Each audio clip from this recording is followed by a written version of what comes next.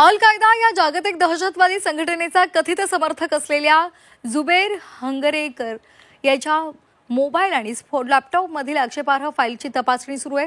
ही माहिती 1 TB पेक्षा अधिक असून त्यामध्ये विश्लेषणातून सबळ पुरावे गोळा करण्याचं काम आता ATS करत आहे। त्यासाठी जुबैरला न्यायालयीन कोठडीमध्ये ठेवण्याचे आदेश विशेष न्यायालयाने शुक्रवारी दिले। अल कायदा इन इंडियन सबकॉन्टिनेंट या दहशतवादी संघटनेच्या समर्थनार्थ जिहादचा प्रसार आणि प्रचार करून देशाच्या एकता आणि सुरक्षिततेला धोका निर्माण केल्याच्या आरोपावरून जुबैर याला ATSने 27 ऑक्टोबरला पुण्यातील कोंढव्यामधून अटक केली होती। त्याच्या पोलीस कोठडीची मुदत संपल्यामुळे काल त्याला कोर्टात हजर करण्यात आलं।